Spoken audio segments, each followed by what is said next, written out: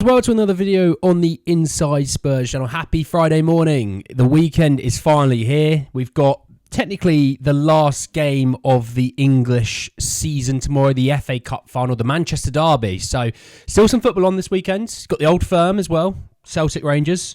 So plenty of football still to enjoy, but more importantly, the sun's out. Enjoy the sun. If you're working, you're nearly there, I promise. In this video, though, we are actually talking, excuse me, a little bit on the Timo Werner situation. As well as that, we're also talking Callum Hudson-Odoi and Nottingham Forest's financial fair play situation, because obviously we've been linked to Morgan Gibbs-White as well, so it's important to know what's going on. Just want to say, though, if you're new, subscribe. You're very much welcome to join us for the journey.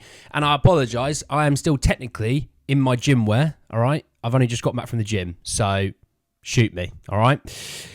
Excuse me. Right, let's jump in. Let's talk Timo, the man on the thumbnail itself. So Fabrizio Romano was talking on Timo, and he said that still no decision made. I'm not sure he's going to stay at the club. Now, I think we all like Timo. We all think we all like him. He's a nice guy, you know, he's good vibes. He's not an issue in the changing rooms, which I think is important when it comes to football. You know, you've got 25 to 30 guys. You kind of want people to get on, don't you? You know?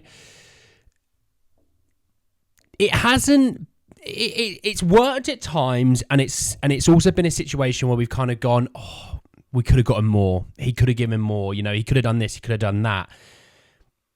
He came in at a difficult point, you know, with injuries, with African Cup of Nations, the Asian Cup, you know, suspensions. He came in when Spurs were probably at their weakest, or coming off being their weakest. So it was a tough time, really. And had he been at the start of the season, I think his production would have been better. He'd have been better. We'd have been better for it. But also, there's a situation, look, he's going to cost 15 million to buy him, and he's on 165 grand a week. And Spurs aren't going to give him 165 grand a week, you know, for 5 goals and 5 contributions in 15 odd games or whatever it was. You know, Maddison's on, you know, less wage than that. You know, I think Sonny is the only one that's on more than that. And well, Sonny, he's been here for, you know, donkey's years. So he's likely to be here. But to get to that sort of wage, you have to have been at Spurs for a long time. So, you know, I think there's better options out there, but I think there's worse options. I think that's fair to say. I think we can all agree on that. There's better options, but I tell you what, we could do a lot worse. So if Spurs sort of kind of go around looking in the market, can't get what they want, and they think we just need a cheaper option, then Timo would be that. But moving on to what has a slight impact on that, is the Nottingham Forest situation. It came from the Mail Sport, there's 2, so bear with me. Tottenham are considering a bid for Nottingham Forest's Callum Hudson-Odoi after rejecting the chance to sign him for $3 million last summer, as Ange Postecoglou looks to strengthen his forward line. Now, it's interesting that we were offered Callum Hudson-Odoi. It is interesting. Would I have taken him at the time? I think it would have been... I tell you what, had it been later in the window, you know, when we had started to play well, we had won we'd beaten Man United, you know, we'd obviously drawn at Brentford. I think if he'd signed him, it probably would have gone under the radar a little bit. We'd have gone, that's a weird signing, isn't it? But all right, well, let's see what he's got. Signing him now, I think, look, he can beat a man. He can take on his man and he can beat a man. I think that's something the Spurs do lack. What is it going to cost?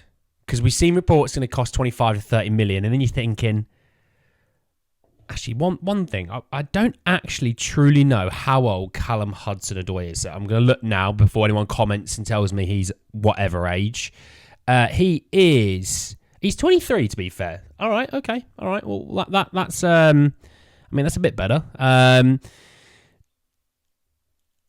Look, I'm interested to see what the deal is because of this next point that I want to bring up, okay? Because this plays a huge part, and it came from Sam Cunningham, who put out that Nottingham Forest are forced to sell players by June 30th to avoid fresh financial fair play penalties and risk points deduction next season. So this is fascinating stuff, and you know, there's a few of you in the comments that know I'm a bit of a nerd when it comes to these sort of things. I'm fascinated by more than just what sign him, sell him, contract offer, no contract offer. I'm quite into the deeper side of the finances of football, and you know, the fact that, you know, we know Chelsea need to sell by June 30th, hence why Spurs like Conor Gallagher.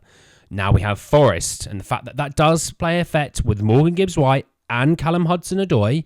They probably want to keep They probably want to keep Gibbs-White if they can and sell Hudson-Odoi because they reckon they could probably get a better winger than they could what Morgan Gibbs-White does for them, even though Morgan Gibbs-White would fetch more money.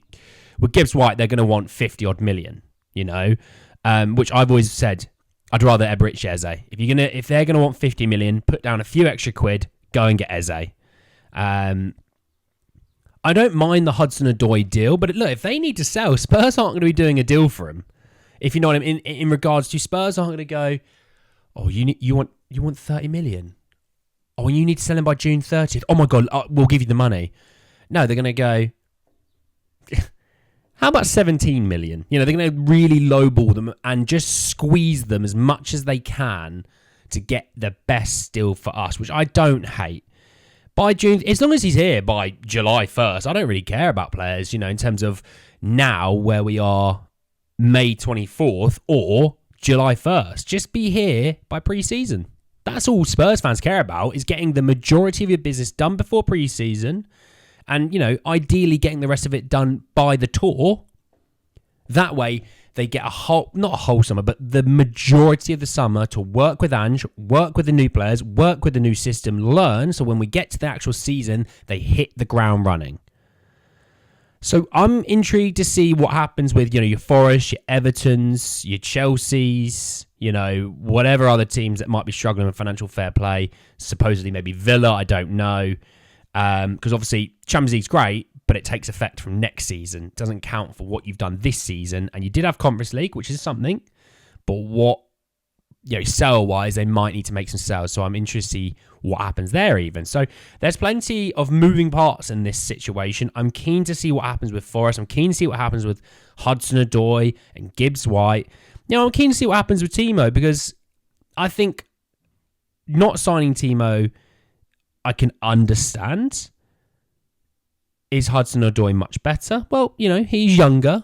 The deal probably isn't going to be that much different in terms of cost, in terms of wages. Hudson-Odoi is probably going to get half the wage that that Timo Werner would get. So that's going to save you a lot of money. So the deal probably doesn't work out too much differently. He's homegrown. I think that's a key thing there. And I can see it. I don't hate it. I don't. Is there better wingers? Yes. Is there worse wingers? Yes. And let's be honest, Sonny's playing on the left wing. We're all really caring about what's happening at the striker position.